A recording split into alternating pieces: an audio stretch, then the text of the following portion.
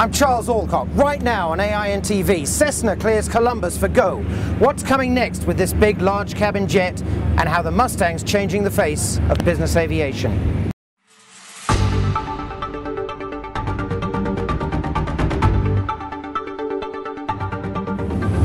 This is AINtv, coming to you from the steps of a Citation Sovereign aircraft. I'm with Roger Whyte, Senior Executive Vice President for Sales and Marketing with Cessna. Now Roger, just a week or two ago, you finally confirmed that you're going ahead with this new Columbus aircraft. The whole industry's been waiting for this. You've been working on it as the large cabin concept. What do you think this is going to deliver to the marketplace? We think it's going to bring a whole new world to the marketplace, thus the name Columbus. It is a brand new airplane, very innovative airplane. It's an airplane which combines a very, very comfortable cabin at a very reasonable price, which goes very fast. It'll be the fastest airplane in its class. It'll have the longest range in its class, and it will have the longest cabin in this class of airplane. It will have the same stand-up headroom as a Gulfstream 550. It will have more seated headroom than a Gulfstream 550, and we will be able to go no nonsense from places like Sydney to Singapore. We'll be able to go from Europe into the United States, and that is against the worst winds, against temperatures, with air traffic control restrictions. It will be able to do all of those things, and that's what our customers have been telling us for the last 6 years. We've been doing research on this for the last 6 years. That's what they've told us they want in an airplane. So that sounds to me like more than a Citation 10 with a bit of extra real estate. This is a forward-looking piece of technology by the sound of it.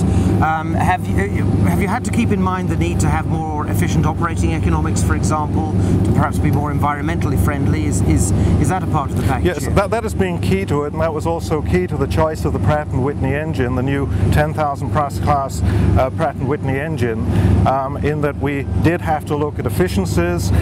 We were looking at service, reliability. This engine will have an 8,000 hour TBO on it, and it will be the greenest engine in its class.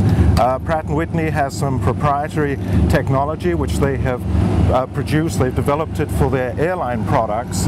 It's called Talon, and this engine will have emissions in nitrous oxides which are 50% below the ICAO standards, and also 35% below the CO, the carbon monoxide standards. So it'll be a very, very green airplane, and we're looking at that in everything we do today. So it's going to be harder for people who say that business aviation isn't doing its bit for the environment when this aircraft comes into service by the sound of it. Well, yeah, certainly, although the press, I'm afraid, tends to build up the environmental impact of aviation much more than the data suggests it is. The causal of aviation as a whole is something about 4% of total carbon emissions. It's coal-fired power stations and it's road transport vehicles, rail transport vehicles, which are the main producers of carbon emissions, not airplanes. Understood, understood. Now, at the other end of your product range, there's the Mustang. And the Mustang is turning heads right around the world. I recently saw the first delivery in Europe. Is this the year of the Mustang? You're going to suddenly start making a lot of deliveries. We're going to see it entering air taxi service, I suppose. Do you feel vindicated in going in that direction? Do you feel it is having the impact you hoped for? Well, we thought last year was the year of the Mustang, and this year, and probably many years to come. Last year we delivered 45, this year it'll be something over 100, and then we ramped to 150 and 160. We have around about 500 orders in the books. The airplane is going very well. Customers are just delighted with it. We're taking orders in spite of the fact that we don't have any airplanes until 2011. We're just delighted with the way the airplane has been accepted into the marketplace. A lot of the larger Mustang deals, of course, have been with new air taxi operators, and they say that this aircraft, with its vastly improved operating economics, could actually significantly expand the sort of food chain of business aviation. Is that how you see it? Yes, it's going to bring new people as users into business aviation. It has a lot of flexibility. It will do, in many parts of the world, a very large proportion of the routes which people normally fly, particularly in Europe, in the United States, the shorter trips where 2 or 3 people are going on board. Now they can do that at significantly lower costs. But we've also sold a lot of Mustangs to individual owners. We've sold them to large flight departments as add-on airplanes where they've got a fleet of large airplanes, but they also need airplanes which will take 2 or 3 people 500 or 600 miles in a hurry. Absolutely. Now, you've had several very good years in business aviation, but we all know that there's economic uncertainty out there. There's turbulence on the stock market. There are serious doubts about the availability of credit now. How does business aviation stand at the moment? I mean, how vulnerable is it to the threat of a downturn? We always have to watch what is going on economically, but at the moment we're seeing no signs of a slowdown in our market. We have a backlog of about $12.5 billion.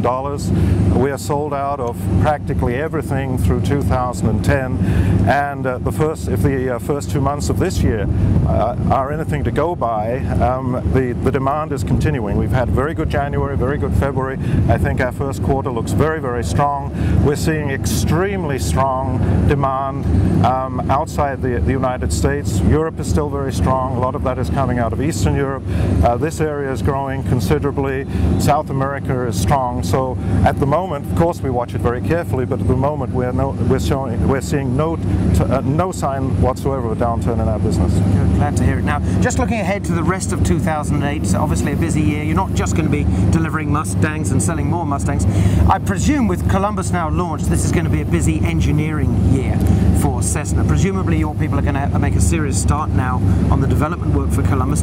Can you remind us, what's the time frame for that? When are you hoping to have that in service? We've been working seriously on the Mustang from an engineering point of view already for 2 years. We have done 2 wind tunnel tests. It's been done in Bedford, England. We've got another one to go. We've done all the structural layout. We've done the selection for the engine, the avionics. The manufacturer of the fuselage will be Spirit Aerospace, who makes the Boeing fuselages, and we're in final stages of negotiations with many other suppliers for components. So we're well on our way, but we're now ramping up rapidly.